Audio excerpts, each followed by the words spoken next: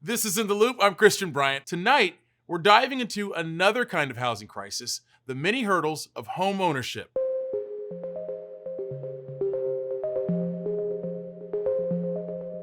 So there's a story you might have heard. A black family has their home appraised and are told it's worth one amount. Then their white friend poses as the homeowner and has the same home appraised and is told it's worth a whole lot more. Sad to say, that's not an isolated incident. More people are starting to come forward and share their experiences. Similar stories were in the news a few times last year, from California to Indiana to Ohio. It's a problem nationwide. Carlette Duffy is one of those people who was told her home was worth less. In 2020, she had 3 appraisals done on her home. For the first 2, she listed her race and gender, and they came back at $125,000 and $110,000.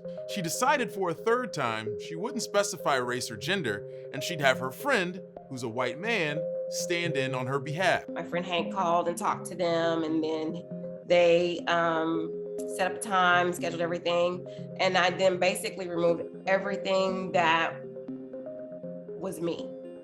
Everything that was associated with me being black. I removed books, I removed pictures of my family, I removed pictures, artwork from the house.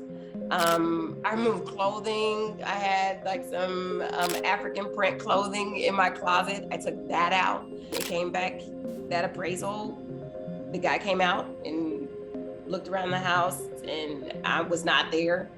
I was next door, and he came back at $259.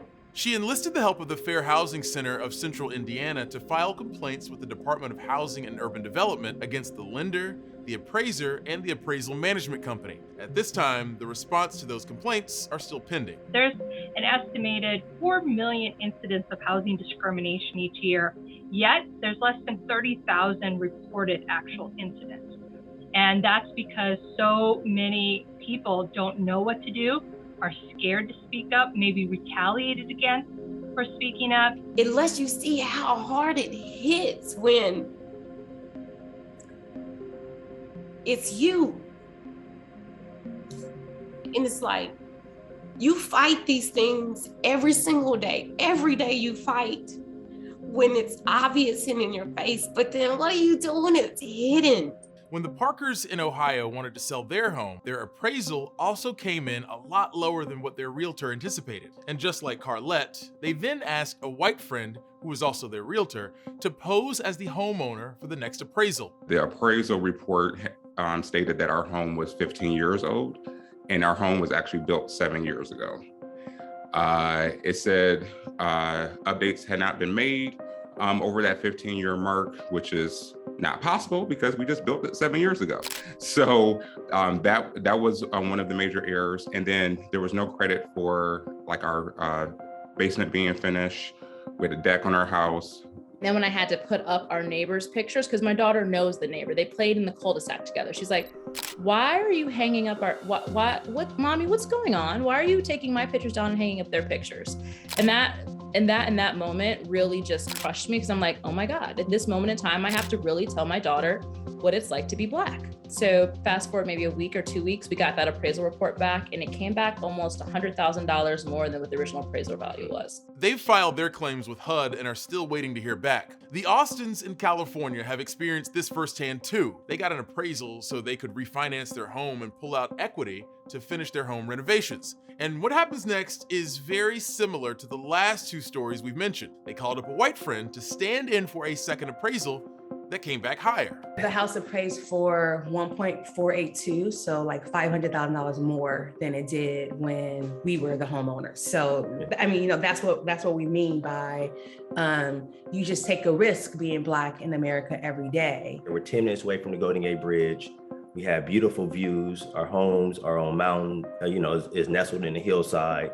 So we have water views. We have a national park behind us, and we took our home from almost 1,300 square feet to like 2,600 square feet.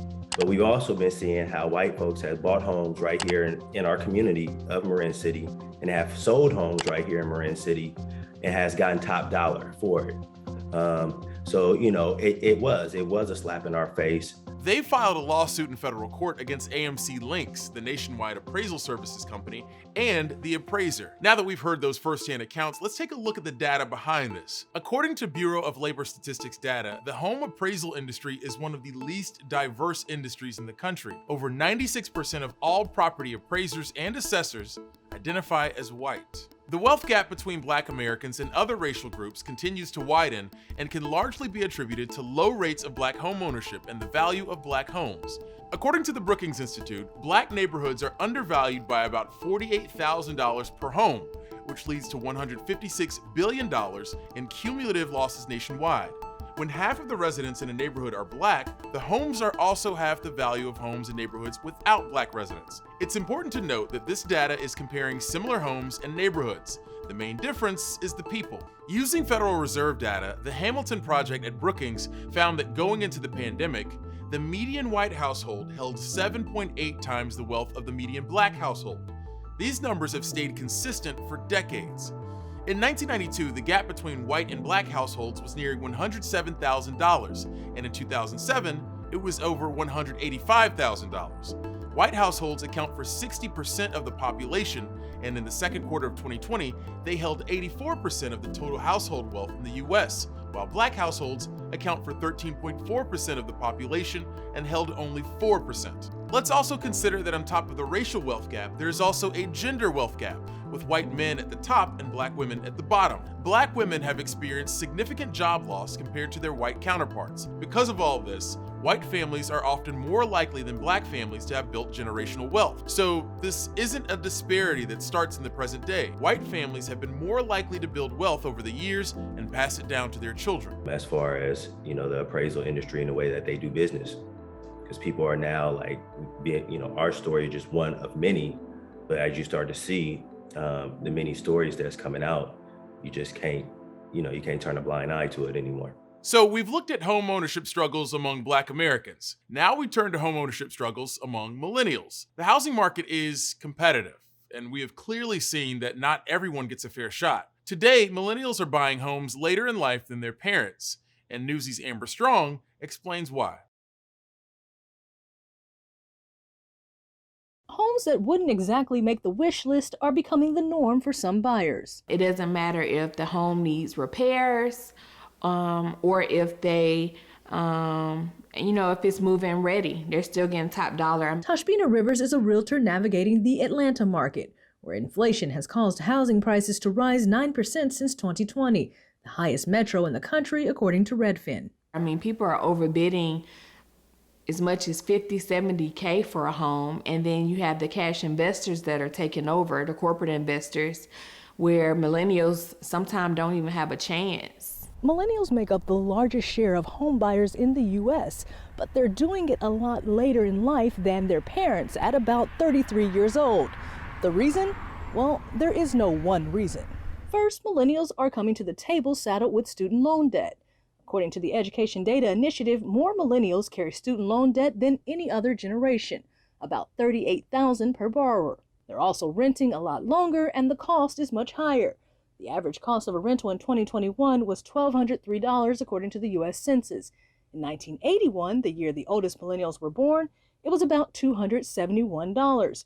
Even when adjusting for inflation, that's still only about $831 today. If you have student loan debt and you're facing rising rents as well, it's hard to get your debt to income ratio in check with all of those pressures against you financially. Marriage is another thing millennials are doing later in life. The median age for marriage is about 29 for women and 30 for men. In 1981, 73% of homebuyers were married couples compared to 60% today. Be it dual income or the need for a larger living space, marriage seems to increase the likelihood of being a homeowner. On top of that, millennials today are competing in a so-called seller's market, with less to pick from and higher cost. According to Realtor.com, active listings were down 28% in September 2021 compared to the year before. Home prices were rising at a double-digit pace, and there was a lot of competition for very limited number of homes on the market. The reason?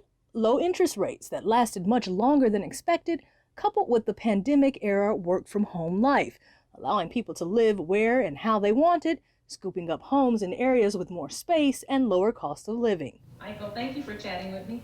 Oh, of course. Millennial Michael Stanley says he'd been a homeowner before and knew the steps he needed to take. I wanted to do some of the things that I, at least at the time, had the understanding needed to be done to position myself for homeownership, starting with, my credit. Still, navigating this market was tough. Inventory was low. Again, I tried a few different things. So, I looked at land and looked at the possibility of actually building on top of that. I looked at buying an older home and renovating that. And then there was a scenario where I was looking at homes in low mod areas essentially prime for gentrification. And that was really where I found my niche. He turned to Rivers for help, and he wasn't alone. 88% of people who purchased in 2021 used an agent. Realtors say millennials looking to purchase have to be ready to go big in order to go home. I would just say, think big and stay positive and just be ready for this fight. Amber Strong, Newsy.